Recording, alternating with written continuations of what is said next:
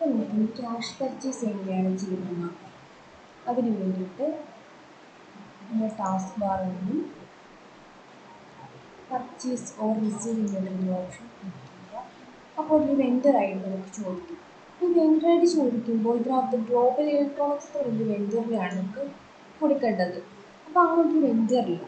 So first നമ്മൾ എന്ത് ചെയ്യണം, ഗ്ലോബൽ ഇലക്ട്രോണിക്സ് വെൻഡറിനെ നമ്മൾ ക്രിയേറ്റ് ചെയ്യണം. വെൻഡറിനെ ക്രിയേറ്റ് ചെയ്യാൻ ഓൾറെഡി നമ്മൾ പഠിച്ചതാണ്. അപ്പോൾ ഒരു വെൻഡർ ഐ ഡി കൊടുക്കണം. ഞാൻ 2 വെൻഡർ ഐ ഡിയാണ് കൊടുക്കുന്നത്. Name global electronics.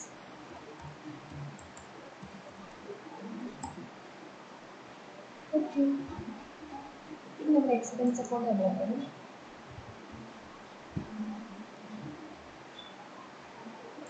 Purchase account post of sales ആയിരുന്നു സെലക്ട് ചെയ്തിട്ടുണ്ട്. ഓക്കെ, നമ്മുടെ വെൻഡറിന് എന്തായിട്ടുണ്ട്, ക്രിയേറ്റ് ആയിട്ടുണ്ട്. വെൻഡർ ഐ ഡി നമ്മൾ 2 കൊടുക്കുന്നത്, കാരണം ഗ്ലോബൽ ഇലക്ട്രോണിക്സ് ഓൾറെഡി നമുക്ക് വന്നിട്ടുണ്ട്. ഓക്കെ, നമ്മുടെ ഡേറ്റ് 20 നവംബർ 2024 തന്നെയാണ് കിടക്കുന്നത്. നമ്മൾ മാർക്ക് ഡേറ്റ് മാറ്റി കൊടുക്കുന്നില്ല.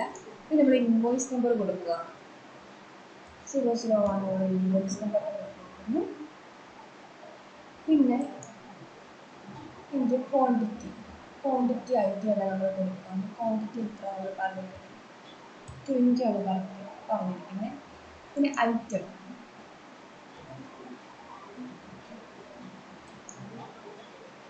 എന്താണ്, ടി വി ആണ് നമ്മൾ സെലക്ട് ചെയ്ത് കൊടുക്കുന്നത്.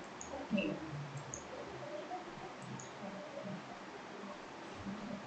പിന്നെ GL അക്കൗണ്ട് എന്താണ് സെലക്ട് ചെയ്തത്, പർച്ചേസ് തന്നെയാണ്. 10,000 എമൗണ്ട് എല്ലാം ഓട്ടോമാറ്റിക്കലി ക്യാപ്ചർ ആവും. ഓക്കെ, ഇത്രയും കൊടുത്ത് കഴിയുമ്പോഴത്തേക്കും എമൗണ്ട് പർച്ചേസ്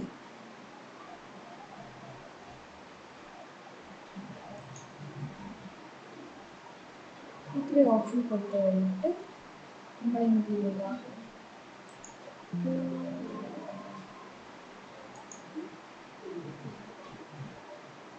നമ്മൾ ഒരു ഫീൽഡ് ഫില്ല് ചെയ്തിട്ടില്ല. ഏത് ഫീൽഡ് നമ്മൾ കൊടുക്കാറുണ്ട്, ഒരു റെഫറൻസ് നമ്പർ. ഞാനിപ്പോൾ 1 എന്നുള്ള റെഫറൻസ് നമ്പറാണ് കൊടുത്തത്. അതുകൊണ്ടാണ് നമ്മൾ എന്താ കൊടുക്കുന്നത്, അക്സെപ്റ്റ് ആവുന്നത്. അപ്പോൾ നമ്മൾ റെഫറൻസ് നമ്പർ കൂടി കൊടുക്കുക. പിന്നെ നമ്മൾ ക്യാഷ് പർച്ചേസ് ചെയ്യുന്നു. ഓക്കെ.